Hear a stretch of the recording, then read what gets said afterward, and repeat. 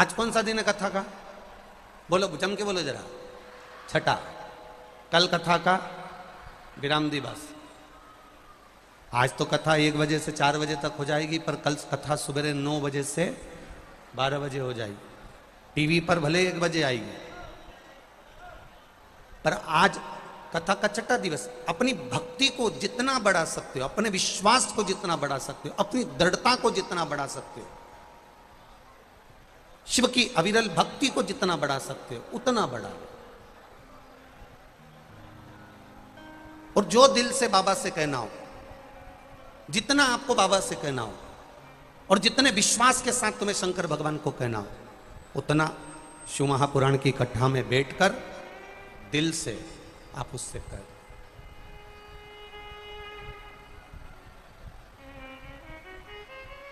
क्यों जाते हैं कथा में? क्यों जाते हैं सत्संग में? क्या जरूरत पड़ती है हमें शिव महापुराण की कथा में जाने के लिए? क्यों जाना हमें शंकर भगवान की कथा में? क्यों पहुंचना हमें भगवान के मंदिर में? किस लिए जाना हमें शिव महापुराण की कथा में?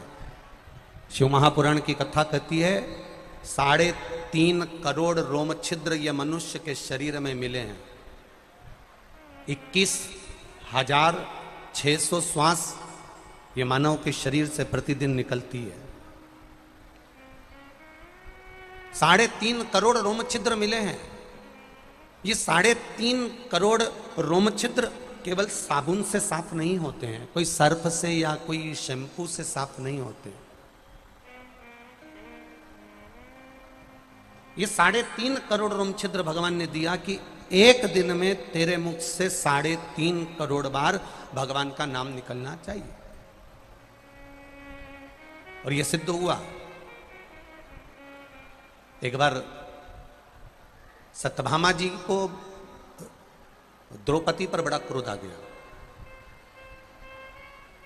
सत्यभामा जी को द्रौपदी पर बड़ा क्रोध आया, और सत्यभामा जी ने रुक्मणी जी से कहा, जी एक बात बता कि ये द्रौपदी कैसी है? जरा सी देर में भगवान को बुला लेती है, जरा सी देर में भगवान को आवाज लगा देती है, जरा सी देर में भगवान को पुकार लेती है, और भगवान दौड़कर द्रौपदी के यहां चले जाते हैं। हमारा द्वारका का नाथ हमारे द्वारका में कम रहता है, द्रौपदी के पास ज्यादा रहता है।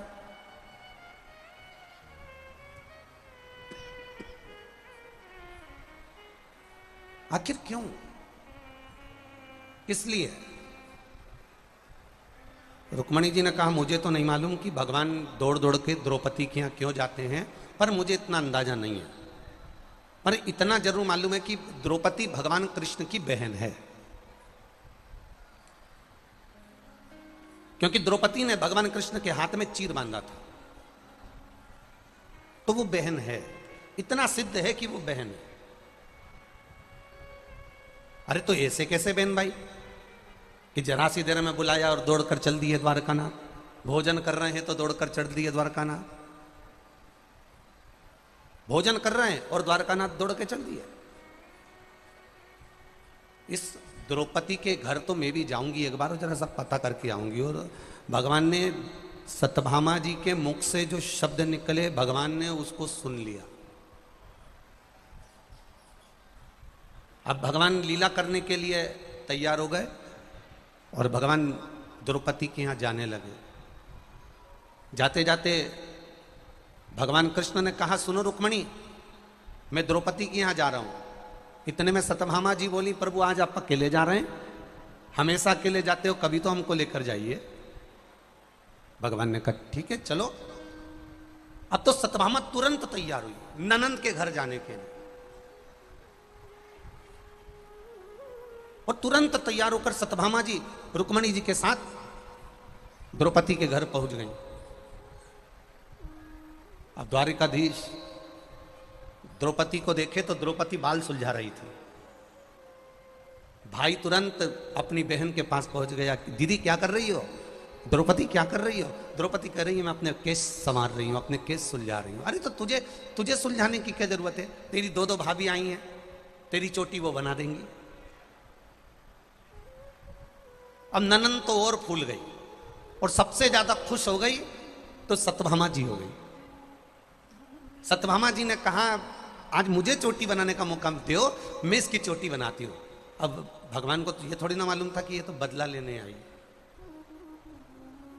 अब जो द्रौपदी बैठी, सत्यभामा जी ने हाथ में थोड़ा सा तेल अधिक लिया और लेकर जो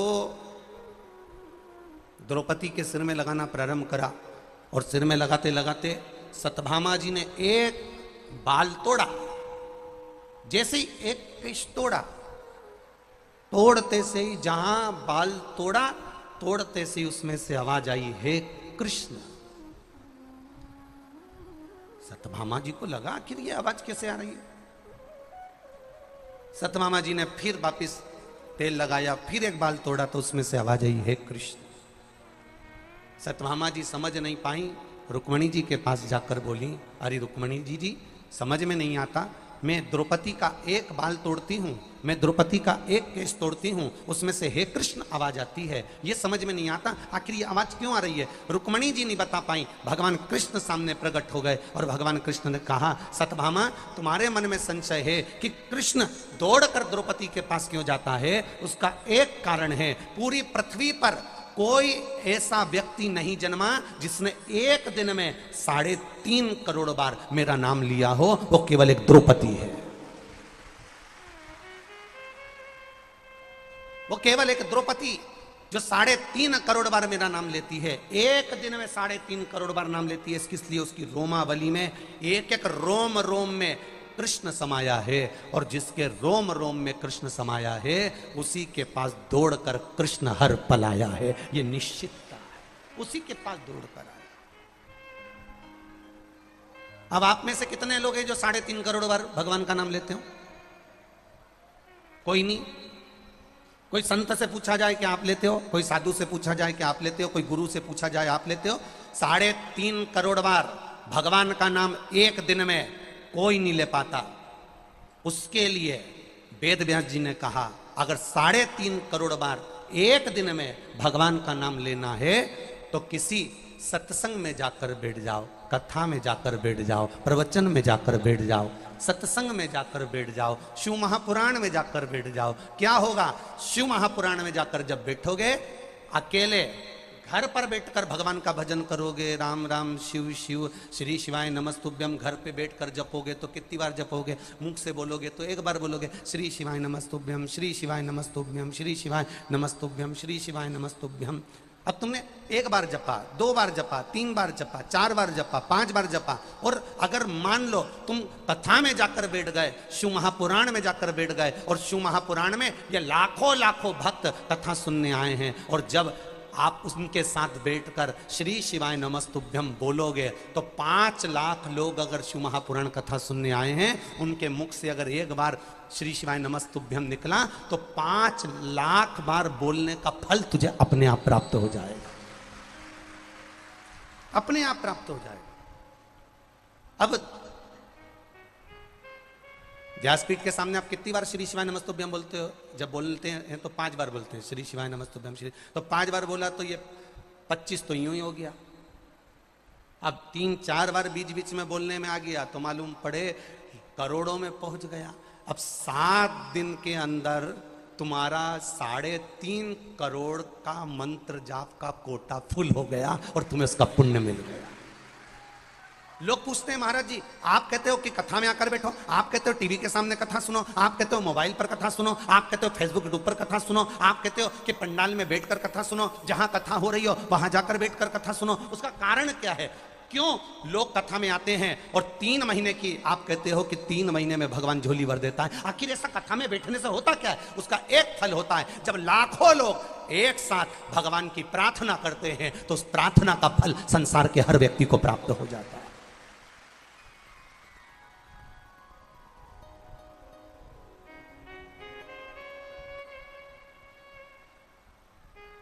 किसी ने पानी ढोला, हमने कहा इससे बदला ले लेंगे, किसी ने कुछ कहा, हमने कहा इससे ना ना, बदला नहीं लेना है, हमें खुद को बदल जाना है। बदला नहीं लेना हमें किसी से, हमें खुद बदलना है अपने आप को।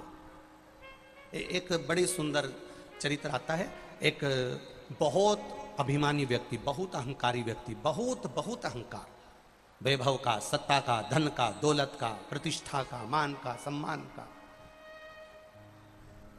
एक दिन वो गांव में पंगत में गया। अब गांव में पंगत में गया, लाइन से भोजन चल रहा था, वो भी जाकर बैठ गया। अब उधर से पापड़ परोसने वाला आया, सबको एक एक एक एक एक एक एक एक पापड़ देता गया। वो बेचारा आखिरी में गया तो उसके बर्तन में पापड़ आधा बचा। अब जो अहंकारी व्यक्ति बैठा था उसके पास वो पापड़ देने पहुंचा और उसकी थाली में, उसकी पत्तल में उसने आधा पापड़ रख दिया। अब जो उसने देखा कि सबको एक एक दिया और मुझे आधा दिया, आन दे बेटा, बदला तो तू मैं लेके मानूंगा, तेरे को आधा पापड़ मेरे को दिया है। उसने कुछ नहीं बोला, वो गुस्से में लाल हुआ, आधा पापड़ भी उसने पत्तल में छोड़ दिया और छोड़ के मन में सोचा तू ही खा ले, नहीं खाना, जा, सबको एक एक दिया ना, मुझे आधा। और उसने आधा पापड़ नहीं खाया, छोड़ दिया और उठ गया और वो अहंकारी व्यक्ति चले गया। और गांव में जाने के बाद उसने 15 दिन बाद 40,000 रुपये खर्च करे और 40,000 रुपये खर्च करके पूरे गांव का पंगत रखी। अब 40,000 रुपये खर्च करके पूरे गांव की पंगत रखी और पंगत में पूरे गांव का निमंत्रण रखा, सब जीमने आए। जिसने इसको आधा पापड़ दिया था वो भी जीमने आया, उसको नहीं मालूम कि इसको किस बात का बुरा लगा है, वो भी जीमने बैठा। ये आया, पापड़ लेके आया, सबको एक एक दिया, इसको आधा दिया, आधा दे के आगे निकल गया, इसको कोई फर्क नहीं पड़ा जिसको आधा पापड़ दिया। वो अहंकारी व्यक्ति वापस आया, आकर उससे पूछा, पता चल गया तुझे? इसको कहते हैं बदला लेना। अब वो पापड़ खा रिया था, उसने कहा कैसा बदला लेना?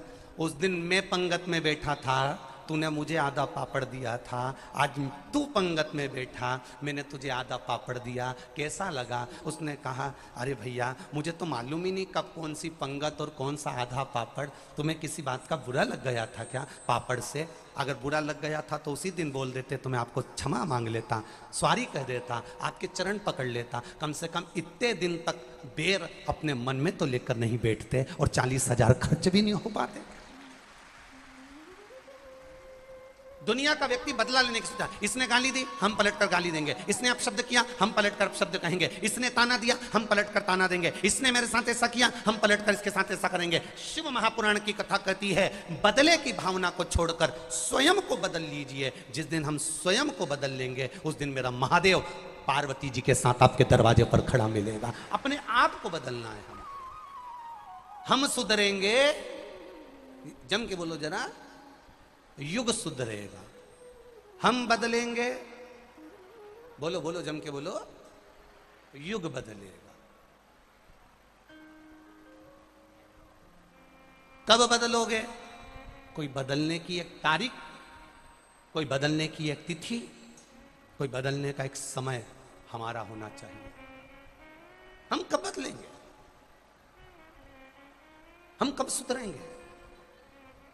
अपनी अभिमत्ता को, अपने अहंकार को, अपनी तृष्णा को, अपने लोभ को, अपनी वात्सल्य, ये तृष्णा लोभ है, इसको पटकना।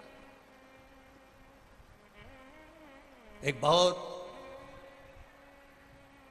आप सब लोग जूता चप्पल पहनने वाले में से हो, सब जूता पहनकर आए होगे।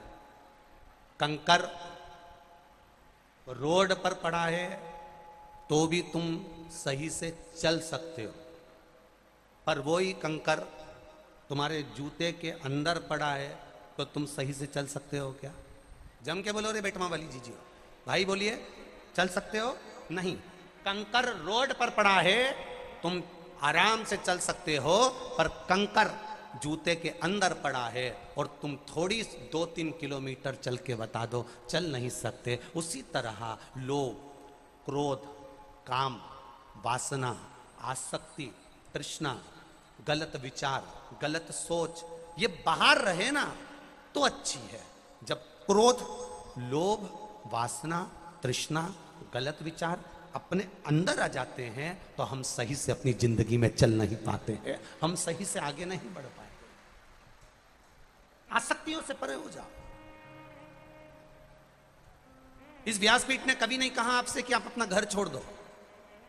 इस व्यासपीठ ने कभी आपसे नहीं कहा कि आप अपना परिवार छोड़ दो। ये व्यासपीठ तो यहां तक कहती है कि घर में झगड़ा हो जाए तो घर छोड़कर मत जाना, वहीं पे मूंग डालो पर मत जाओ। ये व्यासपीठ तो यहां तक कहती है।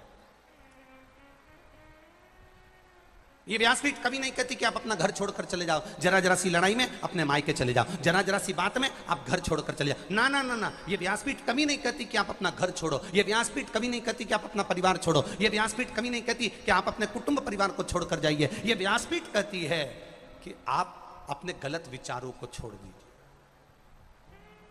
आप अपनी गलत सोच को छोड़ दीजिए, आप अपनी गलत आसक्ति और तृष्णा को छोड़ दीजिए।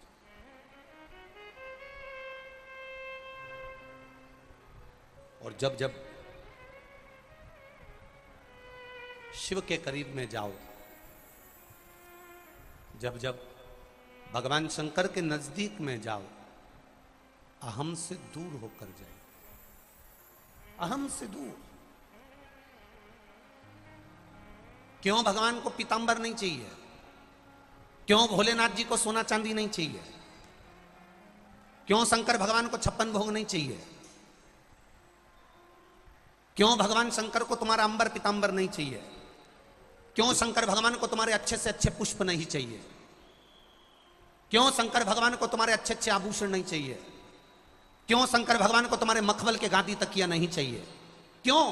कारण केवल एक है, भगवान शंकर कहते हैं कि मेरा भक्त छोटे से छोटा भी होगा और बड़े से बड़ा भी होगा, मेरे दरवाजे में कहीं भेद ना हो जाए। कोई मखमल के गादी तकिया दे तो वो वीआईपी ना हो जाए, कोई अगर 56 भोग चढ़ाए तो वो बहुत वीआईपी ना हो जाए। शंकर भगवान कहते हैं मेरा भक्त सबके लिए बराबर होना चाहिए, उसके लिए कोई बड़ा नहीं, कोई छोटा नहीं, सब समता का भाव है।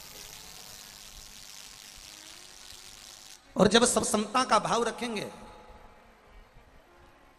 सब समता के भाव में रहेंगे, तो अपने आप एक सुख का अनुभव हो जाएगा।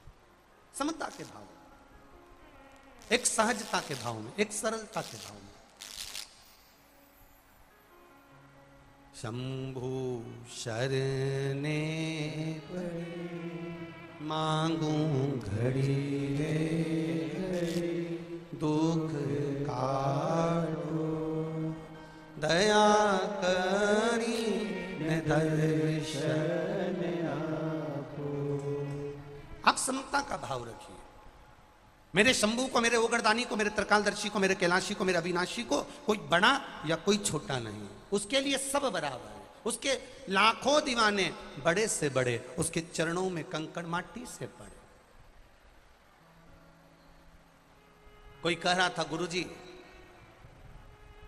शंकर भगवान को भांग प्रिय है, कोई कह रहा था शिव जी शंकर भगवान को गांजा प्रिय है।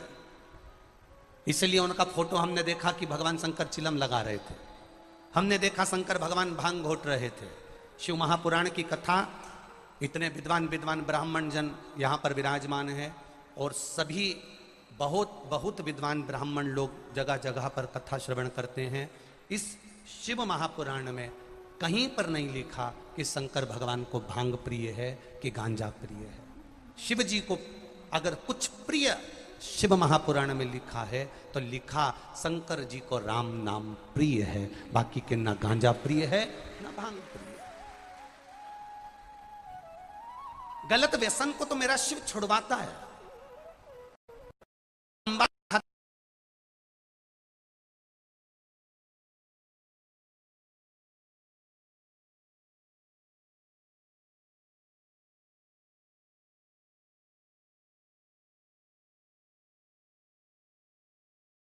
गाल बार बार कटता है, तंबाकू खाते खाते मेरा गाल बार बार कटता है, कटते कटते कटते कटते कटते कटते वहां एक निशान पड़ गया, निशान पड़ते पड़ते पड़ते पड़ते वहां एक छाला पड़ गया, छाला पड़ते पड़ते पड़ते पड़ते वो गाल आखिरी में सड़ने लगा। डॉक्टर के पास गए, उसने बड़ी बीमारी बता दी, ऐसी बीमारी बता दी कि तूने तो तंबाकू खाया, वो तंबाकू तुझको निकल गया और तेरे चक्कर में पूरा परिवार निकल गया। इतना धन डॉक्टरों में लगा दिया कि वो गाल ठीक नहीं हो पाया। क्यों नहीं?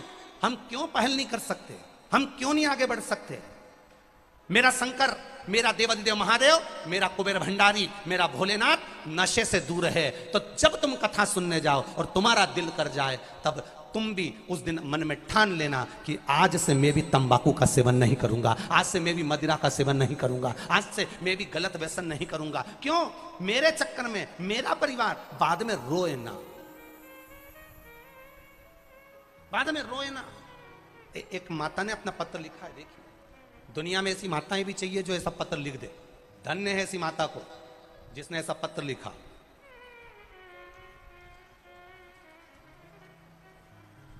शंभु शरण पड़ी मांगो घड़ी रे घड़ी दुख काटो दया करी दर्शन आपो शंभु शरण पड़ी मांगो घड़ी रे। देखिए, गुरुजी, मैं धार मध्य प्रदेश की रहने वाली हूँ। मैं अपना नाम गुप्त रखूंगी।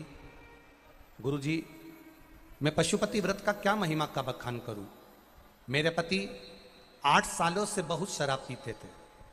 कोई हमसे बात करना पसंद नहीं करता था और मोहल्ले वाले हमारा बहुत मजाक उड़ाते थे।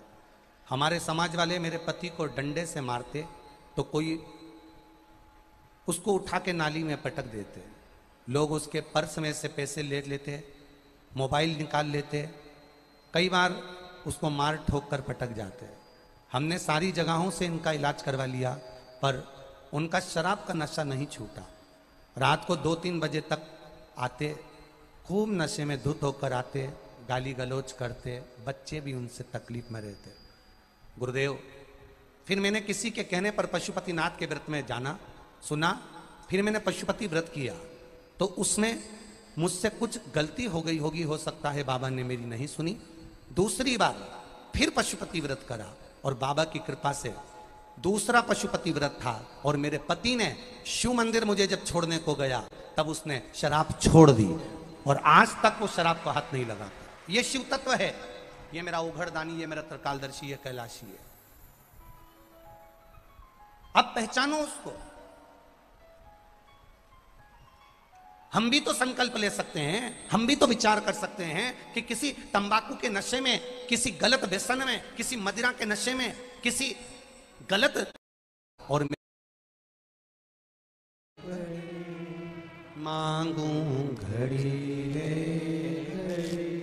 दुख काटो दया करी दर्शन। आप समता का भाव रखिए। मेरे शंभू को, मेरे उगरदानी को, मेरे त्रिकालदर्शी को, मेरे कैलाशी को, मेरे अविनाशी को कोई बड़ा या कोई छोटा नहीं, उसके लिए सब बराबर है। उसके लाखों दीवाने बड़े से बड़े उसके चरणों में कंकड़ माटी से पड़े। कोई कह रहा था, गुरुजी शंकर भगवान को भांग प्रिय है। कोई कह रहा था, शिव जी शंकर भगवान को गांजा प्रिय है। इसलिए उनका फोटो हमने देखा कि भगवान शंकर चिलम लगा रहे थे, हमने देखा शंकर भगवान भांग घोट रहे थे। शिव महापुराण की कथा, इतने विद्वान विद्वान ब्राह्मण जन यहाँ पर विराजमान है और सभी बहुत विद्वान ब्राह्मण लोग जगह जगह पर कथा श्रवण करते हैं। इस शिव महापुराण में कहीं पर नहीं लिखा कि शंकर भगवान को भांग प्रिय है कि गांजा प्रिय है। शिव जी को अगर कुछ प्रिय शिव महापुराण में लिखा है तो लिखा शंकर जी को राम नाम प्रिय है, बाकी के ना गांजा प्रिय है ना भांग प्रिय है। गलत व्यसन को तो मेरा शिव छुड़वाता है।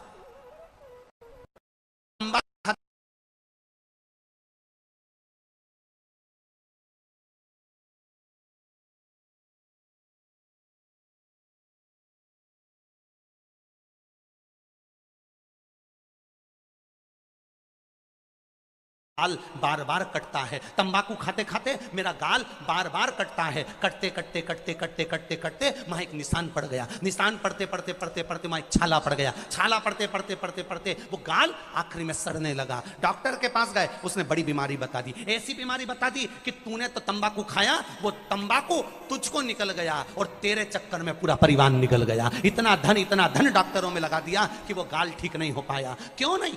हम क्यों पहल नहीं कर सकते? हम क्यों नहीं आगे बढ़ सकते? मेरा शंकर मेरा देवाधिदेव महादेव, मेरा कुबेर भंडारी, मेरा भोलेनाथ नशे से दूर है। तो जब तुम कथा सुनने जाओ और तुम्हारा दिल कर जाए, तब तुम भी उस दिन मन में ठान लेना कि आज से मैं भी तंबाकू का सेवन नहीं करूंगा, आज से मैं भी मदिरा का सेवन नहीं करूंगा, आज से मैं भी गलत व्यसन नहीं करूंगा। क्यों? मेरे चक्कर में मेरा परिवार बाद में रोए ना, बाद में रोए ना। एक माता ने अपना पत्र लिखा है, देखिए। दुनिया में ऐसी माताएं भी चाहिए जो ऐसा पत्र लिख दे। धन्य है ऐसी माता को जिसने ऐसा पत्र लिखा।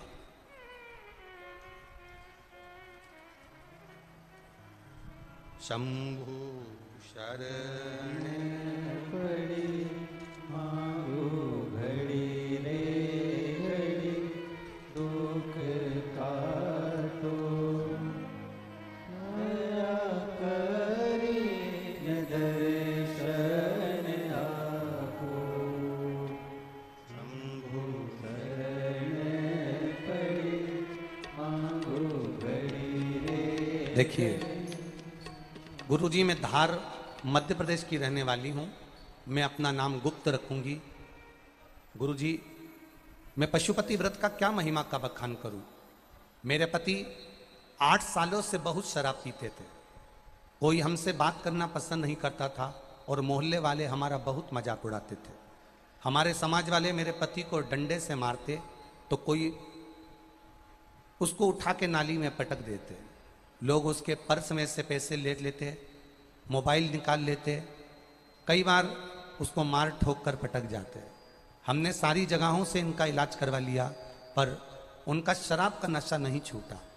रात को 2-3 बजे तक आते, खूब नशे में धुत होकर आते, गाली गलौज करते, बच्चे भी उनसे तकलीफ में रहते। गुरुदेव, फिर मैंने किसी के कहने पर पशुपतिनाथ के व्रत में जाना, सुना, फिर मैंने पशुपति व्रत किया तो उसमें मुझसे कुछ गलती हो गई होगी, हो सकता है बाबा ने मेरी नहीं सुनी। दूसरी बार फिर पशुपति व्रत करा और बाबा की कृपा से दूसरा पशुपति व्रत था और मेरे पति ने शिव मंदिर मुझे जब छोड़ने को गया तब उसने शराब छोड़ दी और आज तक वो शराब को हाथ नहीं लगा। ये शिव तत्व है, ये मेरा उघड़दानी, ये मेरा त्रिकालदर्शी, ये कैलाशी है। अब पहचानो उसको। हम भी तो संकल्प ले सकते हैं, हम भी तो विचार कर सकते हैं कि किसी तंबाकू के नशे में, किसी गलत व्यसन में, किसी मदिरा के नशे में, किसी गलत नशे के चक्कर में कहीं हमारा परिवार भी तो बर्बाद नहीं हो रहा है। एक छोटी सी बीमारी आती है, व्यक्ति के घर में रखा हुआ पूरा धन बर्बाद कर देती है और आखिरी में वो रोता रहता है, वो रोता रहता है। अपने आप को हम क्यों ना सुधारें? कितने लोग, कितने विधर्मी भगवान शंकर को कह देते हैं ये गंजेड़ी है, कोई कह देता है ये भंगेड़ी है, और दुनिया के लोग सुनते रहते हैं। सारी दुनिया के लोग सुनते हैं। भांग आपको प्रिय है इसलिए आप शंकर भगवान को प्रिय कर दिए। गांजा आपको प्रिय है इसलिए आपने शिव जी को प्रिय कर दिया। मेरे शंकर भगवान ना गांजे के नशे में रहते हैं, ना भांग के नशे में रहते हैं। मेरा वो घड़दानी तो राम नाम के नशे में रहते हैं। 24 घंटे राम और कृष्ण की भक्ति में डूबे रहते हैं, 24 घंटे।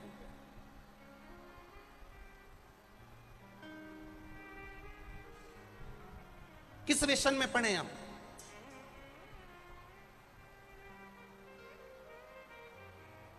नशा किसी भी चीज का होगा वो बर्बाद कर देगा।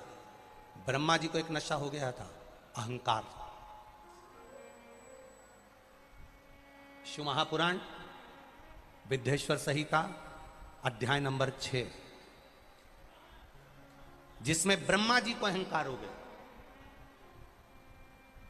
ब्रह्मा जी को, और ब्रह्मदेव को कितना अहंकार कि भगवान विष्णु शेषनाग की सैया पर सो रहे हैं, मेरा नारायण शेषनाग की सैया पर विश्राम कर रहे हैं, लक्ष्मी जी उनके चरण दबा रही है, चारों तरफ आनंद ही आनंद है। और ब्रह्मा जी भगवान विष्णु के सम्मुख में जाकर खड़े होकर कहते हैं, पुत्र नारायण, सर्वशक्तिमान मैं हूं, ये पूरी सृष्टि मेरी रचाई हुई है, पूरी सृष्टि का रचेता मैं हूं, पुत्र नारायण, आपके मन में अगर कोई संशय है तो आप बोलिए। अब ब्रह्मा जी का अहंकार देखिए कितना सर चढ़ के बोला है, ब्रह्मा जी का अभिमान देखिए कितना सर चढ़कर बोला है कि भगवान विष्णु शेषनाग की सैया पर विश्राम कर रहे हैं, लक्ष्मी जी चरण दबा रही हैं, और भगवान ब्रह्मा वहां आकर कहते हैं कि पुत्र नारायण। विदेश्वर संहिता शिव महापुराण की वर्णन करती है, पुत्र नारायण। जैसे ही सुना ब्रह्मा जी को क्रोध नहीं आया। अगर एक बेटा बाप से कह दे ना, बेटा बेटा बाप से कहे, ए बेटा अभी तू मुझे जानता नहीं है, बेटा बाप से कह दे तो बाप को गुस्सा आएगा और एक चनकटा धर के दे ही नहीं तो इनंग का इनंग करी देवा का तुरंत। क्या बोला रे नाना, ए टोरिया इनंगा, क्या बोलिया रे तू? नहीं ये धर के दिया नहीं तो यहां का यहां पहुंची गया इधर, और रोता रोता बाहर जाए। एक बेटा अपने बाप से कह दे कि तुम मेरे पुत्र हो, कितना बुरा लगेगा। आज भगवान नारायण के सामने ब्रह्मदेव जी ने जाकर कह दिया पुत्र नारायण, ये सारी सृष्टि मेरी रचाई हुई है, सारा ब्रह्मांड मेरा है, सब कुछ मेरा है, मैंने रचाया। आपके मन में कोई संशय हो तो आप बोलिए। नारायण को क्रोध नहीं आया। क्रोध नहीं आने का कारण केवल इतना था क्योंकि भगवान नारायण ये जानते थे कि ये ब्रह्मा जी नहीं बोल रहे हैं, ये ब्रह्मा जी के भीतर जो भर गया नशा, किस चीज का? जम के बोलो, अहंकार का। सृष्टि की रचना करते करते करते करते करते करते ब्रह्मा जी के भीतर जो अभिमान समा गया था, ब्रह्मा जी के भीतर जो अभिमत्ता समा गई थी, ये वो अभिमत्ता बोल रही है, ये वो अभिमान बोल रहा है। और अहंकार जब टूटता है बड़ा दुख होता है। जब अहंकार टूटता है जब बड़ा दुख होता है।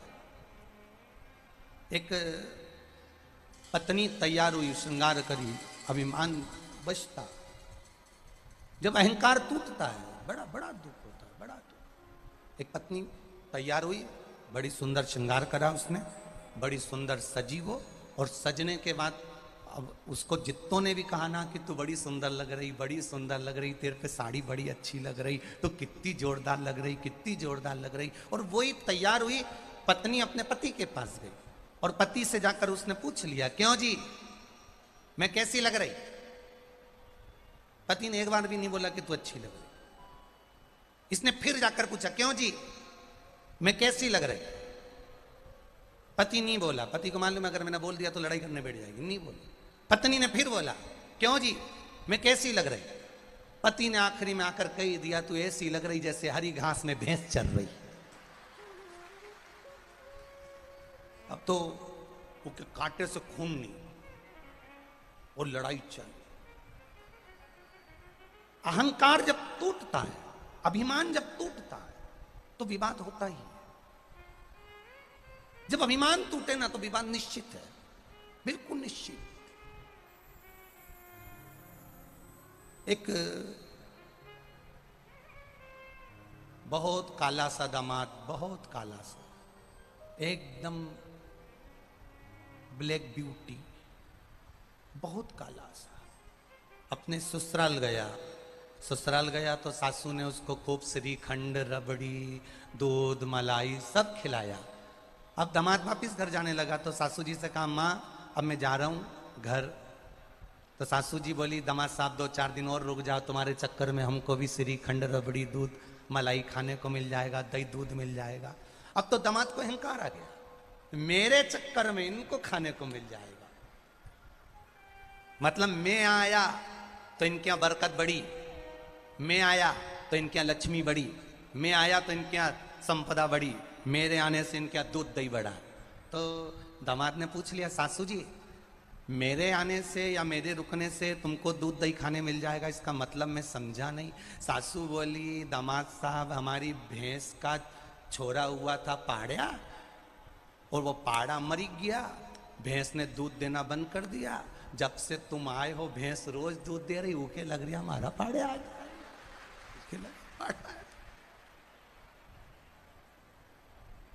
जब से तुम्हें देखा नहीं भैंस ने, तब से दूध घड़ा दे रही है, तो उसको लग रहा है कि वो पाड़ा जो मरिया थी नहीं, तो उसको लगा वो वापिस जिंदा हुई, तो इन्हें दूध देना चालू कर दिया। अब फिर अभिमान टूटा। अब अभी तक दामाद को लग रहा था कि मेरे आने से लक्ष्मी बढ़ गई, मेरे आने से संपदा बढ़ गई, मेरे आने से सत्ता बढ़ गई, मेरे आने से वैभव बढ़ गया, पर इसको क्या मालूम कि वो पाड़ा समझी भैंस, तो पाड़ा समझी।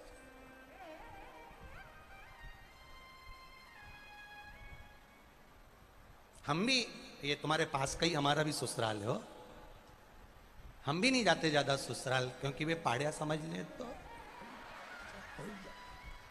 इसलिए राम जी की मौज, जहां रहो अलमस्त रहो, आनंद रहो। अब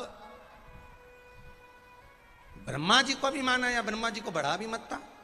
अब ब्रह्मा जी ने आते सी कहा पुत्र नारायण, भगवान लक्ष्मी जी को तो क्रोध आया, पर भगवान नारायण को क्रोध नहीं आया, क्योंकि नारायण जान गए ये नशा है, नशा, ये अहंकार का नशा है, ये अभिमत्ता का नशा है, वैभव का नशा।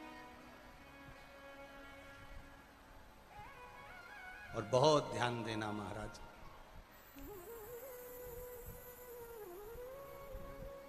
पानी में डूबे हुए व्यक्ति को बचाया जा सकता है। ध्यान देना मेरे बेटमा के सभी जितने भाई बंधु यहां विराजमान है, सब स्मरण करिएगा। पानी में डूबने वाले को बचाया जा सकता है, और शिव महापुराण की कथा कहती है कि प्याली में डूबने वाले को बचाना सबसे कठिन काम है। दुनिया का सबसे कठिन काम है प्याली में डूबने वाले को बचाना, नशे में डूबने वाले को बचाना, चाहे वो अहंकार का नशा हो, काम का नशा हो, लोभ का नशा हो, वासना का नशा हो, तृष्णा का नशा हो, आसक्ति का नशा हो, चाहे मदिरा का नशा हो, चाहे तंबाकू का नशा हो, चाहे सुपारी का नशा हो, चाहे गांजे का नशा हो, चाहे भांग का नशा हो, चाहे जो नशा करे, नशेले व्यक्ति को बचाना सबसे कठिन काम, बहुत कठिन। एक बार माता पार्वती जी ने भी शंकर जी से पूछ लिया था, क्या आप नशा करते हो? शिव जी बोले नहीं। मैं लक्ष्मी जी के यहाँ गई थी, तो लक्ष्मी जी ने कहा तुम्हारे पति तो भांग का नशा करते हैं, वो तो चिलम लगाते, वो तो गांजा पीते हैं। अरे दुनिया कुछ भी कहती रहेगी पार्वती, तो तू सबकी बात मान लेगी क्या? दुनिया के लोगों का काम है कहना, दुनिया के लोग कह देते हैं कि शंकर भगवान गांजा पीते हैं, शंकर भगवान भांग पीते हैं, शंकर भगवान ये करते हैं। ना ना ना ना, पहले एक बार शंकर भगवान को पहचानो तो।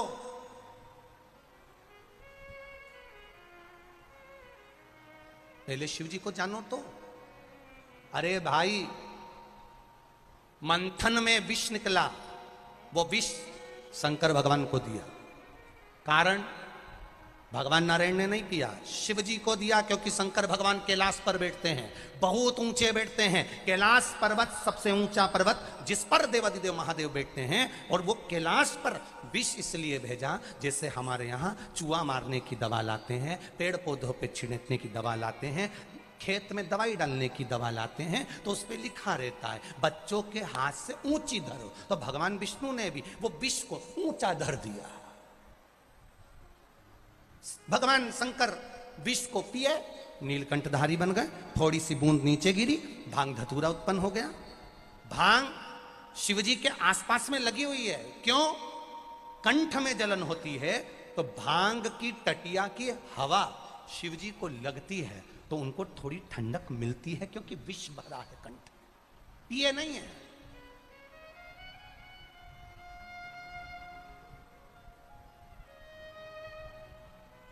इसी बात पर एक बार किसी ने प्रश्न कर दिया था, क्यों महाराज जी तुम इतनी बड़ी बड़ी बात कहते हो कि शंकर जी भांग नहीं पीते, पर उज्जैन में तो महाकाल राजा का श्रृंगार भांग से होता है। हमने कहा श्रृंगार भांग से होता है, कभी शंकर भगवान को पीते हुए देखा है? अब श्रृंगार तो माताएं ढेर तरह का कर लेती है, काजल लगाती आंख में, कभी चाटते बताया है? लिपस्टिक लगा दी ऐसी लाइन खींच के, डब्बा भर के फिर लगाती, लगाने के बाद कभी किसी को चाटते हुए देखा है? और श्रृंगार तो कुछ भी कर सकते हो, श्रृंगार तो ये पाउडर भी लगाए ऐसी 2 घंटे तक ऐसी डब्बी में लेके, कौन सा कपड़ा होता है उससे यूच यूच मचिकती रही। अब इसको कभी देखा तुमने ऐसा कांच के सामने कि ये यूं नहीं लगा के चाटती जा। अब कोई कहे कि आप कहते हो भगवान शंकर भांग नहीं पीते, महाकाल राजा का श्रृंगार तो भांग से होता है। भगवान शंकर का श्रृंगार तुमने भांग से होते हुए देखा होगा, पर कभी मेरे महाकाल राजा को ये नहीं देखा होगा कि उन्हें लोटा उठाकर भांग पीते हुए नजर आए होंगे।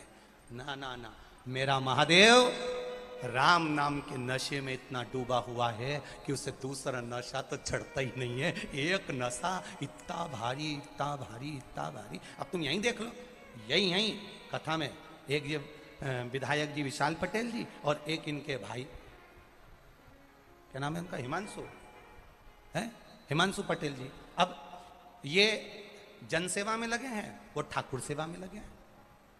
अब नशा देखिए, वो ठाकुर की सेवा का नशा है, ये जनसेवा का नशा। एक भाव जो भगवान की भक्ति में डूबा है। और हमने धन्यवाद देना चाहेंगे विशाल भैया आपको, हिमांशु भैया आपको, आपके पूरे मित्र मंडली को पूरी साधुता के साथ देना चाहेंगे। आज भी एक पत्र आया है, हम तो पत्र ज्यादा पढ़ते नहीं क्योंकि ज्यादा प्रशंसा नहीं करना चाहिए, नजर लग जाती है, इसलिए हम पत्र पढ़ते नहीं हैं। तो आज भी एक बहन ने पत्र लिखा है आपके लिए कि गुरुजी विशाल भैया लड़कियों की शादी करवाते हैं, सम्मेलन करवाते हैं। हमको तो नहीं मालूम था, पर उस पत्र में हमने पढ़ा कि शंभु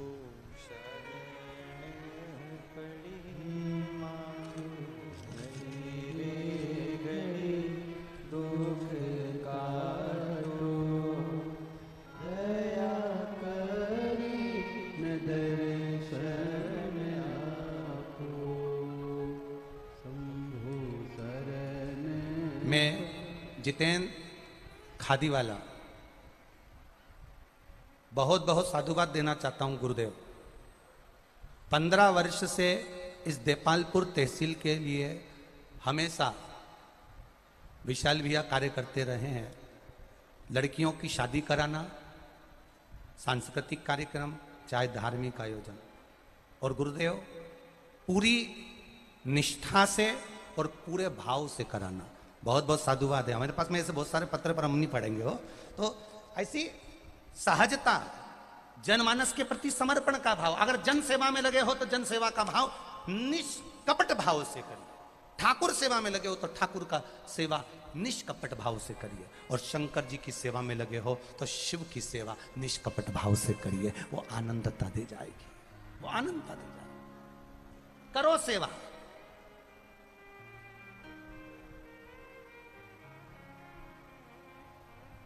एक भक्ति के बल को बढ़ाओ। ब्रह्मा जी को नशा हो गया। ब्रह्मा जी को नशा किस चीज का हुआ? अपनी अहमत का, अहंकार का नशा। और उन्होंने भगवान नारायण को पुत्र कह दिया कि पुत्र नारायण, इस संसार का रचेता मैं हूं। क्रोध आ गया। ब्रह्मा जी को शब्द सुनकर भगवान नारायण को क्रोध नहीं आया, पर लक्ष्मी जी को क्रोध आया। और लक्ष्मी जी ने भगवान विष्णु से कहा, ये आपको पुत्र कह रहा है, ये आपको बेटा कह रहा है। पुत्र कह रहे हैं, बेटा कह रहे हैं ना। लक्ष्मी शांति रखो, शांति। घर में सबसे ज्यादा धैर्य, घर में सबसे ज्यादा धीरज, घर में सबसे ज्यादा शांति, घर में सबसे ज्यादा सहनशीलता स्त्री के भीतर होती है और स्त्री को ही रखना पड़ती है। कितना सुंदर कहा है किसी ने कि नारी से, स्त्री से कभी उसकी उम्र नहीं पूछना चाहिए, और पुरुष से कभी उसकी आय नहीं पूछना चाहिए। किससे? बोलो बोलो, जम के बोलो। स्त्री से कभी उसकी, बोल जम के बोलो रे बेटवा वालों, उम्र मत पूछो। और पुरुष से कभी उसकी आय मत पूछो कि कितना कमा रहा, कितना ला रहा है। कारण क्या है? स्त्री से उम्र इसलिए नहीं पूछना चाहिए क्योंकि नारी अपने लिए नहीं जीती, परिवार के लिए जीती है। और पुरुष से आय इसलिए नहीं पूछना चाहिए क्योंकि पुरुष अपने लिए नहीं कमाता, परिवार के लिए कमाता है। जो दूसरे के लिए कमाता हो, जो दूसरे के लिए जीता हो, जो दूसरे के लिए समर्पित होता हो, जो दूसरे के लिए पैदा हुआ है, उससे ना उम्र पूछी जाती है ना आय पूछी जाती है। इतने लोग दुकान पर बैठकर कमाते हैं, इतने लोग खेतीबाड़ी में कमाते हैं, जरा इनसे पूछो कि इन्होंने अपने ऊपर कितना खर्चा किया। पूछना कभी किसी से, ये इतने दुकान वाले बैठे रहे, कभी इनसे पूछना कि तुमने अपने ऊपर कितना खर्चा करा। बेटा मोबाइल ला रिया है 18,000 का और पिताजी मोबाइल ला रिया है 5,000 का, अपने ऊपर कितना खर्चा करा। दुकान पे कौन बैठता है? बेटा की बाप, बेटा की पिता। दुकान पर बैठ रहा पिताजी, 8 बजे से रात को 8 बजे तक पिताजी दुकान पर बैठ रहे हैं, एक से बढ़कर एक कपड़े पहन रहा है बेटा, और पिताजी वही कॉलर भी यहां से निकली गई, ऊ में भी बकरम दिखने लगी, वो कल्ला वाला कपड़ा रुए रुए निकल रहा है, और पिताजी वही पहन के दुकान पर जा रहे हैं। एक शादी में जाना होता है, बेटा 4 जोड़ कपड़े सिलवाता है और पिताजी एक भी जोड़ कपड़े नहीं सिलवाता। मेरे पास सफारी सूट रखा हुआ है, मेरे पास कोट पैंट रखा है, मेरे पास ये सामान रखा है, मैं पहन लूंगा। कमाता पिता है, अपने ऊपर खर्च नहीं करता, अपने बच्चे को देता है। तो नारी का जीवन, कोई पूछे स्त्री से कि तुम्हारी उम्र कितनी है, नारी से उम्र नहीं पूछी जाती, क्योंकि वो अपने लिए नहीं जीती। जब वो छोटी है तो अपने भाई बहन के लिए, बड़ी हो गई तो अपने पति के लिए, और बड़ी हो गई अपने बच्चों के लिए, और बड़ी हो गई अपने पोता पोती के लिए, और बड़ी हो गई अपने नाती पंती के लिए, आखिरी में सब छोड़कर चली जाती है। वो नारी होती है। ये उम्र क्या पूछना, इससे क्या पूछना उम्र स्त्री से? स्त्री से उम्र इसलिए नहीं पूछी जाती क्योंकि वो दूसरों के लिए जीती है। पुरुष से आय इसलिए नहीं पूछी जाती कि वो खुद के लिए नहीं कमा रहा, 8 बजे से लेकर रात्रि को 8 बजे तक दुकान पर बैठा है, परिवार के लिए कमा रहा है, खुद के लिए नहीं। वो तो टिफिन की ठंडी रोटी खाता है। 1 बज रही है, 2 बज रही है, भूख लग रही है, सामने से ठेला वाला गया तो मन कर रहा है कि भूख लग रही है, कुछ खा लूं, पर 2 रुपए बचाने के चक्कर में वो परमल और सेव भी नहीं खरीद पाता है। सामने फल का ठेला लगा है, संतरे का ठेला लगा है, अंगूर का ठेला लगा है, पर अपनी दुकान को छोड़कर वो अंगूर भी नहीं खा पाता है। किसके लिए कमा रहा है? दुकान बस। इसलिए किसी पुरुष से मत पूछो कि तू कितना कमाता है, तेरी आय कितनी है। वो अपने लिए नहीं कमा रहा, वो परिवार के लिए कमा रहा है। उससे क्या पूछोगे? वो खेती करने वाला एक एक किसान, खेती करने वाला एक एक किसान भाई दिन रात पसीना बहाता है, दिन रात पसीना बहाता है, तब जाकर थोड़ा सा गाड़ी भर कर अनाज घर में आता है। उस अनाज में से भी आधा अनाज का तो पैसा उसके कर्जे में चला जाता है, और उस आधे अनाज में से भी 1 बोरा अनाज अपनी बहन बेटी के लिए पहुंचा देता है। 1 बोरा अनाज में अपना गुजारा कर लेता है। वो किसान कोई साधारण नहीं, अपनी जिंदगी का सर्वस्व लुटाकर जीता है, सर्वस्व लुटाकर। अपनी जिंदगी का सर्वस्व लुटाकर जी रहा है किसान। कितनी मेहनत है किसान की, कोई पूछे? आज का व्यक्ति धूप में खड़ा रहना पसंद नहीं करता। किसान उस धूप में खड़ा रहकर मेहनत कर कर बीज बोता है, निकालता है। कहीं पाला पड़ गया, पानी गिर गया, बारिश हो गई, हवा चल गई, उसकी फसल चली गई। अंदर से किससे कहे वो, किसको जाकर रोए वो, किससे? नौकरी करने वाले को लगता है किसान सुखी है। अपने को तो रोज 8 बजे से दुकान पर जाना पड़ता है, नौकरी करने वाले को सोचना पड़ता है अपने को 10 बजे ड्यूटी पे जाओ, शाम को 5 बजे आओ। उससे अच्छा तो किसान एक बार बीज बोया, पानी डालने चले गया और गया। और किसान सोचे कि नौकरी वाला सुखी है, और नौकरी वाला और किसान दोनों मिलकर सोचे कि दुकान वाला सुखी है। तो उन्हें दुकान डाल के देखी ने, एक ही बार में जो घाटा पड़ा दादा ने सब बेच मारा। कौन सुखी? गरीब सोचे अमीर सुखी, अमीर सोचे राजा सुखी, राजा सोचे चक्रवर्ती सुखी, चक्रवर्ती सोचे इंद्र सुखी, इंद्र सोचे ब्रह्मा सुखी। ब्रह्मा कितना सुखी?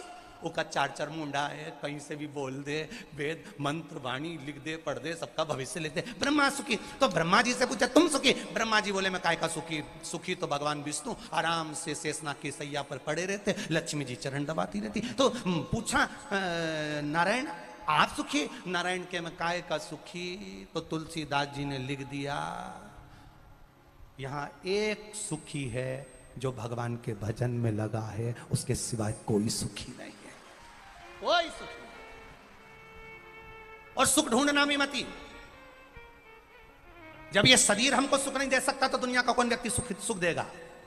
ये शरीर हमको सुख नहीं दे रहा, जो अपना है, खुद का है, ये शरीर तो अपना है ना, ये सुख कितना दे रहा? थोड़े कभी कभी आंख में तकलीफ हो जाए, कभी कानों में तकलीफ हो जाए, कभी मुंडा का इनंग से दुख है, कभी इनंग से दुख है, कभी यहाँ दीवान पर छाला हुई जाए, कहीं कोनी दुखे, कहीं हाथ दुखे, कहीं कमर दुखे, कहीं पीठ दुखे, रात्रि के नींद नहीं आए तो आंख झपीर झपीर हो जाए।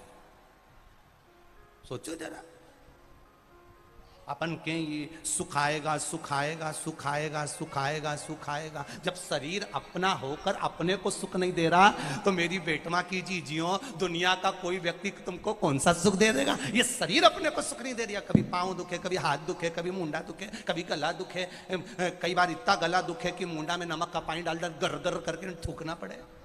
काय का शरीर? शरीर सुख नहीं दे तो दूसरा काय का सुख देगा? हमें लगता है सुख आ रहा है, हमें लगता है सुख मिलेगा, हमें लगता है सुख प्राप्त होगा, पर सुख आता जरूर है, धीरे धीरे आएगा, आकर जाएगा भी आपके पुण्य के अनुसार। हमें लग रहा है सुख मिलेगा, हमें लगता है सुख प्राप्त होगा। जैसे तुम यहां खड़ी हो जाओ, ये चौराहे पे यहीं बहुत सारा पुलिस वाला हम खड़े हैं नहीं, इन्हें खड़ी हो जाओ और इतने में दूर से तुम्हें दिख जाए बस आ रही, बस आ रही, और देपालपुर की बस आई, आ रही आ रही आ रही आ रही, और जो तुम भगी बस की ओर जाने के लिए कि महाराज देपालपुर की आई, और जो बस की भगी, तो इतने में बस वाले ने कहा देपालपुर नहीं जा रही है, तो खजूरिया खजूरिया खजूरिया चिल्लाई दिया। अब बताओ, इतने में फिर दूसरी बस आई, नहीं तुमने सोचा देपालपुर की आई, और फिर देपालपुर की बस आई, नहीं इतने में फिर चिल्ला दिया धार धार धार धार। अब भग के गई थी कि देपालपुर की आई, मालूम पड़े धार की आ गई, फिर आई तो खजूरिया के, इतने में फिर बस दिखी धूल उड़ाती उड़ाती आई, नहीं आई आई आई नहीं आई। इतने में उन्होंने कहा कि बस कहाँ जा रही, कि देपालपुर, नहीं नहीं नहीं ये तो इंदौर जा रही है। फिर सामने से फिर बस दिखी। ऐसे ही हमें सुख नजर आता है। अभी थोड़े दिन बाद मेरे दुकान में तब फायदा होगा, मैं एक फ्रिज ले लूंगा, इतने में बस तो कहीं और की निकल गई। फिर सोचा बस अब हमारा सुख का दिन आने वाला है, हमारी देपालपुर की बस आने वाली। इतनी देर मालूम पड़ा कि धार की निकल गई, और अपन खड़े की खड़े ही रहे। फिर आई, बाद में बस आई, देपालपुर की भी आई, और जो बस आई तो इतने में बस वाले ने कह दिया जगह ही नहीं दादा, जगह ही नहीं। अब कई करें तो ये फोन लगा रही, ठीक है वही देपालपुर वाला उनके, ए भेरू वो थोड़ा दाईजी है कहीं,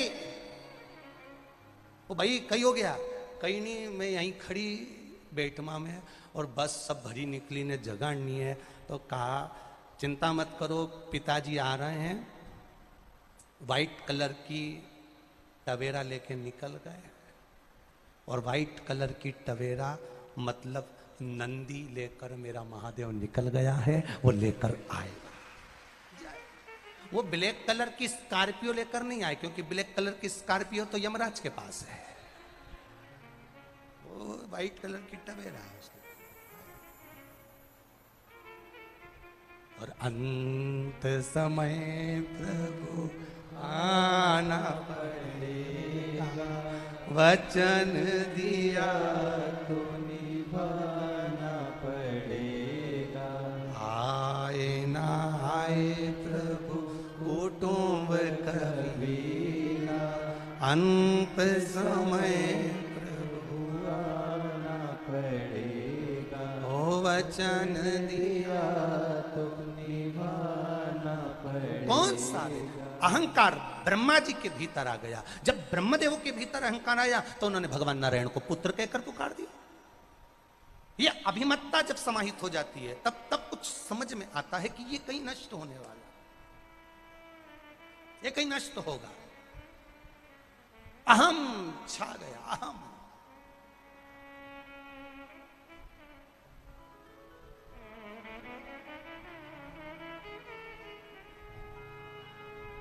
महाराज लक्ष्मी जी को क्रोध आया, चरण दबाती दबाती माता लक्ष्मी जी ने भगवान विष्णु से कहा कि आप ये ब्रह्मदेव को कुछ बोलोगे नहीं क्या? ब्रह्मा जी को कुछ तो बोलो आप। भगवान विष्णु ने पूछा क्या बोलूं मैं? नहीं, आपको बोलना चाहिए, आपको पुत्र कह रहा है, कोई बात नहीं। अहंकार, अभिमत्ता में सब छोटे नजर आते हैं। जब एक अहम की सीमा बढ़ जाती है, अहंकार जब बहुत ऊंचा पहुंच जाता है तो सब नीचे नजर आने लगते हैं, सब छोटे दिखने लगते हैं। परशु महापुराण की कथा कर रही है, अभिमान आए तो उस समय पर एक बात याद रखना कि तुम झुकना सीख जाओ, नम्रता सीख जाओ, प्रणाम करना सीख जाओ, नमन करना सीख जाओ, तो जिंदगी की सबसे बड़ी जीत फिर हो जाएगी तुम्हारी। तुम अगर झुकना सीख गए, झुकना, एक एक एक कागज का टुकड़ा उड़ते उड़ते शिखर पर पहुंच गया। शिखर पर गया तो शिखर ने पूछा, हिमालय ने पूछा कागज के टुकड़े से, तू यहां कैसे पहुंच गया? कागज का टुकड़ा कहता है मैं अपने बल पर पहुंचा हूं। बस इतने में पवन फिर चली, हवा चली और कागज का टुकड़ा फिर जाकर नाली में गिर गया। नाली में जाकर गिर गया। तब कागज को समझ में आया कि इसमें मेरा कुछ भी नहीं था, ये तो हवा तेज चली थी जो मुझे ऊपर तक ले गई और हवा वापस लाकर नीचे छोड़ दी। इसमें मेरा कुछ नहीं है, इसमें हवा की मूलता है, पवन की मूलता है। ट्रक देखा है तुम लोगों ने? अरे बोलो तो जम के, ट्रक देखा है? ट्रक 50 टन माल, 50 टन माल एक ट्रक के अंदर आ जाता है। सब लोग कहते हैं ट्रक जोरदार है, सबने कहा ट्रक जोरदार है, किसी ने कहा ट्रक चलाने वाला जोरदार है, किसी ने कहा ट्रक का टायर जोरदार है, पर किसी ने नहीं किया कि ये ट्रक का टायर भी जोरदार नहीं है अगर इनमें हवा जोरदार नहीं है तो। बोलो सही है कि गलत है? अगर ट्रक के पहिए की हवा फुस हो जाए, निकली जाए, तो 50 टन का माल लेके जा, बता दे, ले जाके बोलो जाएगा? अरे बोलो तो रे बेटमा वालों, जाएगा माल? 50 टन का माल ट्रक के अंदर भरा है, टायर कितना भी जोरदार हो पर टायर के अंदर अगर हवा नहीं है तो ये लेके चलेगा, 50 टन का माल ले जा। अब बस सब कुछ दिख रहा है, ट्रक जोरदार, ट्रक का मालिक जोरदार, ट्रक का ड्राइवर जोरदार, ट्रक का टायर जोरदार, पर किसी ने नहीं कहा साहब कि ट्रक के टायर में जो हवा है वो जोरदार है। उस हवा के बल पर यह 50 टन का ट्रक आगे बढ़ता चले जाता है। उसी तरह इस शरीर में सब कुछ जोरदार है, पर परमात्मा को धन्यवाद देना कि इसमें प्राण वायु, इसमें जो तूने श्वास दी है ये सबसे जोरदार है। अगर ये ही नहीं होती तो ये ट्रक कहां से आगे बढ़ जाता, 50 टन का माल भी लेकर नहीं जाता। ये सब एक बार ट्रक के पहिए की हवा निकली कि वो आधा किलोमीटर भी नहीं चलता। उसी तरह इसकी अगर हवा निकल जाए, किसकी? अरे बोले जम के बोले जरा, किसकी? ये मानव के शरीर की। बस इसकी हवा निकली, इसके बाद जो 2 कदम चल के बता दे, फिर ये खुद नहीं चले, इके लेके चले। बस हवा निकलते से हवा निकली, फिर ये खुद नहीं चलता। ट्रक के पहिए की हवा निकली, टायर कितना भी जोरदार हो, भले किसी भी कंपनी का हो, हमारे यहाँ का टायर 20,000 का, 50,000 का, 1 लाख का एक टायर गाड़ी का, पर हवा निकलने के बाद किस काम का वो टायर? चले ही नहीं, 50 टन का माल लेके जाए ही नहीं। उसी तरह ट्रक के पहिए की हवा निकल जाए तो ट्रक आगे नहीं जाता, बस इसकी हवा निकल जाए तो ये भी आगे नहीं जाता। उस परमात्मा को धन्यवाद देना कि तूने इसमें हवा भर कर भेजी है, और वो हवा कोई साधारण नहीं, तेरी दी हुई है, तेरी कृपा की दी हुई है, तेरे बल पर चल रही है, तेरी दी। बड़ी मुश्किल से मिलती है, बड़ी मुश्किल से। ब्रह्मा जी को अभिमत्ता है, ब्रह्मा जी के भीतर अभिमान, ब्रह्मा जी के भीतर अहम सामने प्रकट हो गया और कह दिया कि पुत्र नारायण। लक्ष्मी जी कह रही हैं कि कुछ बोलो, भगवान विष्णु कहते मैं नहीं बोल सकता क्योंकि इसके भी भीतर अहंकार समाया है। ज्ञानी को समझाया जा सकता है, अज्ञानी को समझाया जा सकता है, ज्ञानी व्यक्ति को समझा सकते हो, अज्ञानी व्यक्ति को समझा सकते हो। भगवान नारायण लक्ष्मी जी से कह रहे हैं, पर अभिमानी व्यक्ति को नहीं समझा सकते, वो जिंदगी भर नहीं समझ सकता। आप ज्ञानी को समझाओगे वो समझ जाएगा, समझ जाए। अज्ञानी व्यक्ति एक बार नहीं समझेगा, दो बार नहीं समझेगा, तीन बार नहीं समझेगा, चौथी बार में समझ जाए। पर जिसके भीतर अभिमान समाया हो, जिसके भीतर अभिमत्ता समाई हो, जिसके भीतर अहम समाया हुआ हो, जिसके भीतर अहंकार समाया हो, वो कैसे समझेगा? उसको नहीं समझाया।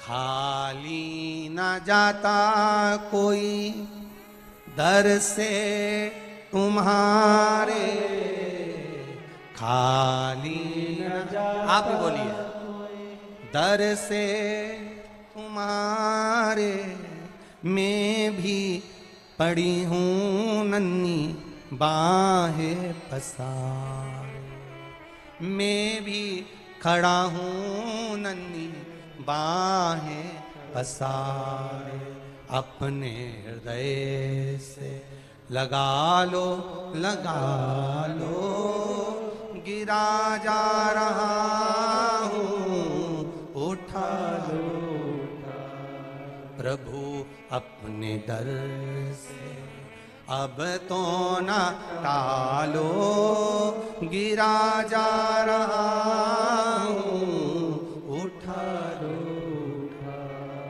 अहम से दूर हो जाए। अहम शंकर का गुणगान कर रहा, शिव तत्व कह रहा है। आप दिल से जो पुकार रहे हो, आप दिल से जो कर रहे हो, वो सुनता है। ब्रह्मदेव, ब्रह्मा जी का अभिमान देखकर माता लक्ष्मी जी ने नारायण से कहा जरूर,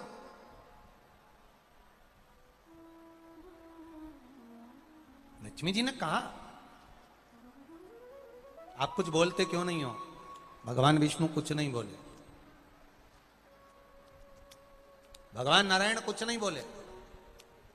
अब ब्रह्मा जी ने फिर भगवान विष्णु को दो शब्द फिर कहे, वापिस फिर शब्द कहा, और भगवान ब्रह्मा जी भगवान नारायण से फिर कहते हैं, भगवान विष्णु से फिर कहते हैं, भगवान नारायण से फिर कह रहे हैं कि हे नारायण,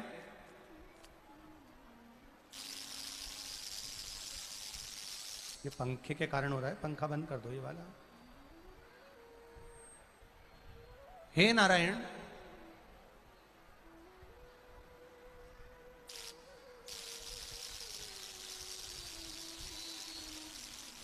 इस संपूर्ण ब्रह्मांड का रचना, इस संपूर्ण ब्रह्मांड की रचना का कार्य मेरा,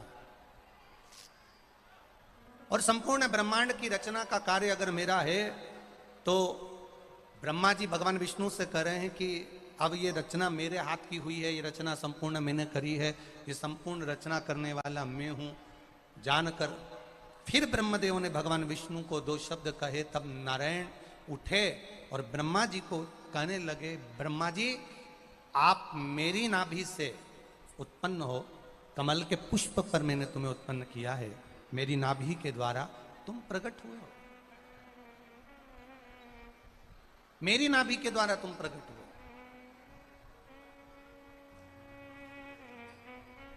और यदि तुम मेरी नाभि के द्वारा प्रकट हुए हो तो तुम मेरे पुत्र हो। भगवान ब्रह्मदेव ने फिर भगवान विष्णु से कहा, मैं ना तो किसी का पुत्र हूं और ना मैं किसी को अपना पिता मानता हूं। जानकर फिर क्रोध बढ़ता गया, बढ़ता गया, बढ़ता गया, क्योंकि ब्रह्मा जी का अभिमान बड़ा विचित्र अभिमान था। ब्रह्मा जी बढ़ता गया,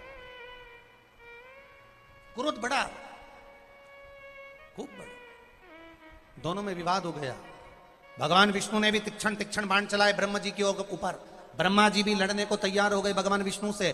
तभी सारे देवता देखकर अचंभे में पड़ गए और सारे के सारे देवता पहुंच गए भगवान देवादिदेव महादेव के पास में, जहां पर भगवान शिव माता पार्वती के साथ में विराजमान हैं, जहां भोलेनाथ भगवान शंकर पार्वती के साथ में विराजे हुए हैं। बस वहीं पर सारे देवताओं ने जाकर स्तुति कर दी, गौरी शंकर गौरी शंकर गौरी शंकर गौरी शंकर, आवाज लगाना प्रारंभ करा, हर हर जो आवाज लगाया हर हर महादेव, गौरी शंकर हर हर महादेव। फिर बार बार जब फिर पुकारा गौरी शंकर हर हर महादेव। जैसे ही पुकारा देवादिदेव महादेव सामने आकर खड़े हुए। देवताओं क्या बात है, हुआ क्या आखिर, क्या हुआ क्या है आखिर? कहा प्रभु भगवान नारायण और ब्रह्मा जी का युद्ध हो रहा है। किस बात के लिए हो रहा है? ब्रह्मा जी अहंकार के शब्द बोल रहे हैं। ब्रह्मा जी अहंकार के शब्द बोल रहे हैं। क्या अहंकार के शब्द हैं ब्रह्मा जी? ब्रह्मा जी अहंकार के शब्द ये बोल रहे हैं कि नारायण भगवान को पुत्र कहकर बोल दिया। अच्छा, फिर नारायण भगवान कुछ बोले? नहीं बोले। वो भगवान नारायण ने इतना ही कहा कि ब्रह्मदेव तुम मेरी नाभि से प्रगटे हो, तुम मेरे पुत्र हो और तुम मुझे पुत्र कह रहे हो, ये तो ठीक नहीं है।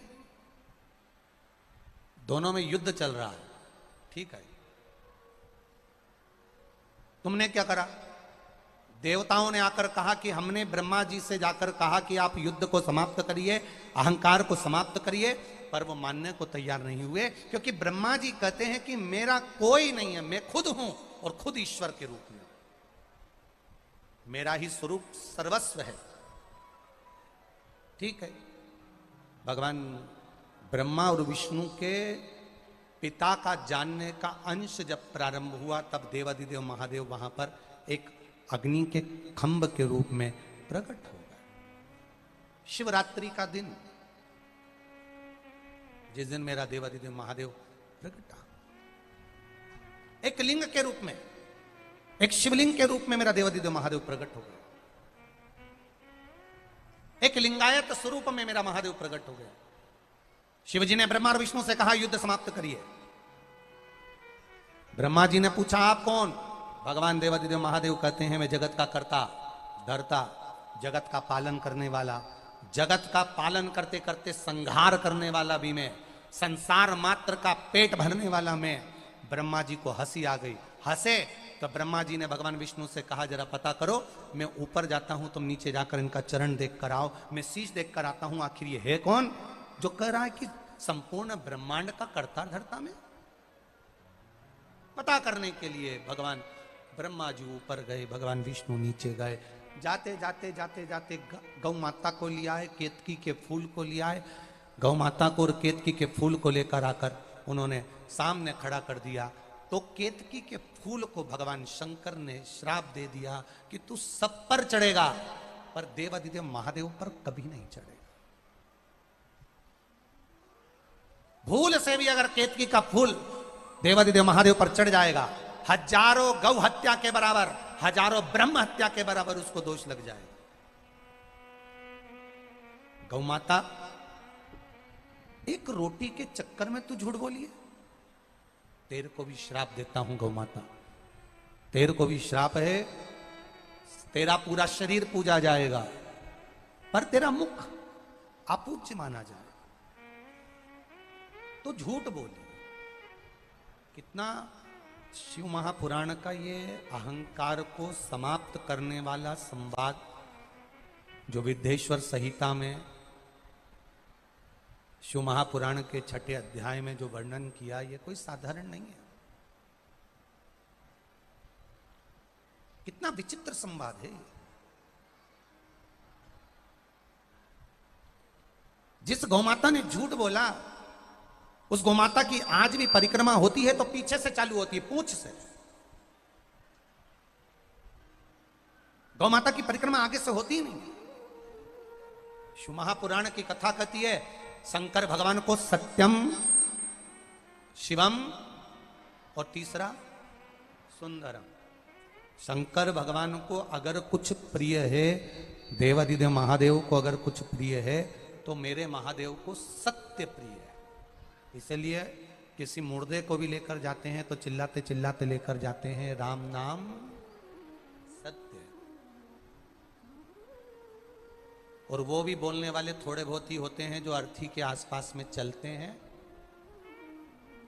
बाकी के सब तो पीछे चलने वाले मोबाइल पे बात करता जाए, कहीं गुटखा भरा मुंह में, कहीं कंधे पे हाथ रखा, चलते जा रहा है। बस वो जो अर्थी के आसपास में ना 10, 15, 20, 25, बस वही चिल्लाते हैं। क्या चिल्लाते हैं? बोलो बोलो जम के जरा, राम नाम सत्य। बाकी के सब तो फोन पे बात करते करते जाते हैं। ऐसा लगता है कि ये ऊपर बात कर रहे हैं कि हम यहां से भेज रहे हैं, 5 नंबर का रूम दे देना, ऐसा लगता है। कमरे में पानी की बोतल धर देना, कूलर चालू कर देना, हम इनको भेज रहे हैं। कितना सनातन हिंदू धर्म के अंतर्गत, सनातन धर्म के अंतर्गत एक बात हमेशा याद रखना, मरे हुए व्यक्ति के साथ में शमशान तक अगर आप जा रहे हो, जितने लोग शमशान तक जा रहे हैं, एक बात का स्मरण करना, आपने जिंदगी में आप हर किसी के अंतिम संस्कार में नहीं जाते। जाते हो क्या? जिसको नहीं पहचानते उसके भी अंतिम संस्कार में चले जाते हो क्या? कोई नहीं जाता। जिसको पहचानते हो आप उसके अंतिम संस्कार में जाते हो। शिव महापुराण की कथा कहती है, जो मर गया, जिसके अंतिम संस्कार में तुम जा रहे हो, कभी जिंदगी में इसके घर का पानी पिया होगा, कभी जिंदगी में इसके घर की चाय पी होगी, कभी जिंदगी में इसके घर का अन्न खाया होगा, कभी इसके यहाँ शादी में जाकर प्रसाद पाया होगा, कभी जिंदगी में इसका स्पर्श किया होगा, कभी जिंदगी में गले लगे होगे, कभी जिंदगी में हाथ मिलाया होगा, कभी जिंदगी में इसकी दुकान पर जाकर बैठे होगे, कभी जिंदगी में इसके गली के सामने से निकले होगे, कभी जिंदगी में इसके परिवार के किसी व्यक्ति से तुम मिले होगे, कभी जिंदगी में इसके 7 पीढ़ी के किसी व्यक्ति से मिले होगे। उस 7 पीढ़ी के जीवन में अगर तुमने भूल से भी इसकी जिंदगी में निंदा कर दी होगी, अपशब्द कह दिया होगा, गाली दे दी होगी, ताना दे दिया होगा, तो शिव महापुराण की कथा कहती है, मरने वाले व्यक्ति के साथ में जाते जाते जब राम नाम सत्य कहते कहते जाते हैं, तो हमने जिंदगी में अगर इसको कभी अपशब्द कहा हो, ताना दिया हो, या कोई गलती हमारी हो गई हो, तो वो गलती परमात्मा उसी क्षण माफ कर देता है जिस समय तुम उसको लेकर राम नाम सत्य कहते हुए जाते। पर कौन समझाए आज के व्यक्ति को? कौन समझाए आज के लड़के उनको? कौन समझाए आज के मनुष्य को? आगे आगे वाले बोल रहे हैं राम नाम सत्य है, पीछे वाले आराम से फोन पे बात करते हुए जा रहे हैं, आराम से गुटखा थूकते हुए जा रहे हैं, आराम से तंबाकू खाते हुए जा रहे हैं, ठिठोली करते जा रहे हैं, बात करते हुए जा रहे हैं, कंधे पर हाथ रखते हुए जा रहे हैं। नाना भाई, जितनी देर तक शमशान ना आए और जितनी दूर तुम चलकर जा रहे हो, उतनी देर तक तुम्हारे मुख से केवल राम का गुणगान होना चाहिए, क्योंकि जो व्यक्ति जा रहा है उसका कर्जा आज की आज चुका दो तो बाद में चुकाना नहीं पड़ेगा, फिर जन्म लेना नहीं पड़ेगा। किसी का एक गिलास पानी भी अगर तुमने पिया है और उसके अंतिम संस्कार में भी गए हो, तो राम नाम सत्य कहने से वो कर्जा चुक जाता है, राम के नाम का स्मरण करने से वो कर्जा चुक जाता है। क्यों देकर आते हो वो 5 लकड़ी? क्यों देकर आते हो वो 5 लकड़ी?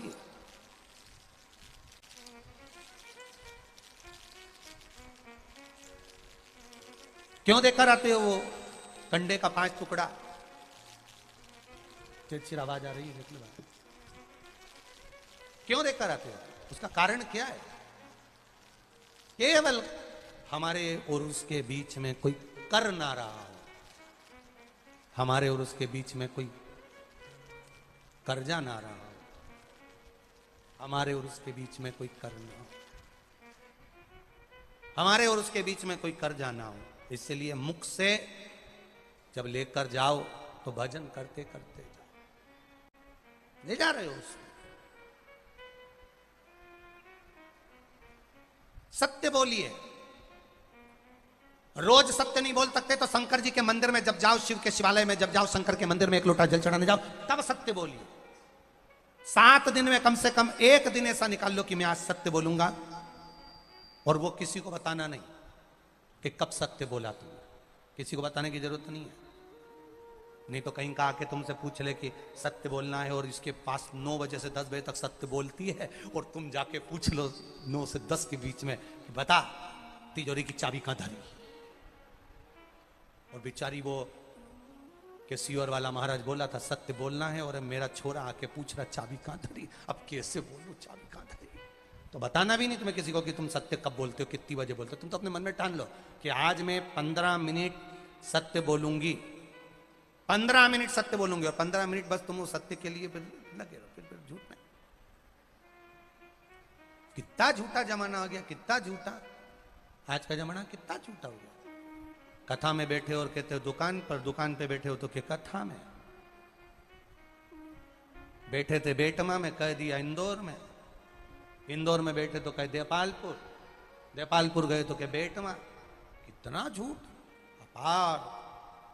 इसीलिए फिर निवेदन है, राम नाम बोलो अच्छे से बोलो, जरा अच्छे से, राम नाम बोल लो, अच्छे से बोल लेना चाहिए। अपन मरेंगे तब दूसरे बोलेंगे, अपन तो बोल ही नहीं पाएंगे। मौका है, राम नाम, इसके सिवाय कोई सार तत्व है भी नहीं। ये मिला है जीवन, इसको निभाना है। ये मिला है जीवन, इसको लेकर चलना। आज कोई कह रहा था गुरुजी, ओ गुरुजी, हमने कहा क्या है, सारे त्योहार फीके हो गए। होली आ रही है, लगी नहीं रिया की होली जैसा है। दिवाली आती है तो लगता ही नहीं कि दिवाली जैसा है। राखी आती तो लगता ही नहीं राखी जैसा है। सारे त्योहार फीके हो गए गुरुजी। हमने कहा त्योहार फीके नहीं हुए, त्योहार का कलर फीका नहीं हुआ, त्योहार का रंग फीका नहीं हुआ है। बस त्योहार वही है, गुलाल वही है, मिठाई वही है, गुजिया पपड़िया वही है, खुरमे चकरी वही है, पपड़िया वही है, गुजिया वही है, इंसान वही है। बस बाजार में से जो रौनक समाप्त नहीं हुई है, रौनक आपके भीतर की समाप्त हो गई। आपके भीतर इतनी ईर्ष्या भराती गई, इतनी ईर्ष्या भराती गई, इतनी ईर्ष्या भराती गई कि वो ईर्ष्या के कारण, उस अहंकार के कारण, उस अहम के कारण तुम एक दूसरे से मिलना पसंद नहीं कर पाते। पहले के लोग कहते थे हमारे यहाँ जब होली होती थी इतने लोग आते थे, मिलने जाते थे, गुलाल लेकर जाते थे। आजकल तो कोई दिखता नहीं है। कारण केवल इतना सा है, तुम्हारा अहंकार, तुम्हारा ईगो, तुम्हारा अभिमान तुम्हें अपने घर से बाहर नहीं निकालता। तुम घर से बाहर नहीं निकलते अपने अहंकार के कारण, अपनी काया के कारण, अपनी अभिमतता के कारण। आप दूसरे से मिलना पसंद नहीं करते। जरा सा कोई ने कलर लगाया तुम्हें क्रोध आ गया, जरा सा किसी ने गुलाल लगाया तुम्हें गुस्सा आ गया, जरा सा कोई आया भाभी जी भैया जी करके गुलाल लगा गया, तुम न न न न न न no no no no no, कहां जाओ। इतने वीआईपी हो गए, इतने वीआईपी हो गए, इतने वीआईपी हो गए कि अपने त्योहारों से भी दूर हो गए। मेरा निवेदन है, होली का त्योहार आ रहा है, उस फागुन के त्योहार में मेरा देवाधिदेव महादेव माता पार्वती के साथ होली खेलता है, मेरा कृष्ण कन्हैया राधा रानी के साथ होली खेलता है। आप भी अपने इष्ट मित्रों के साथ होली खेलिए और दिल से खेलिए, दिल से खेलिए।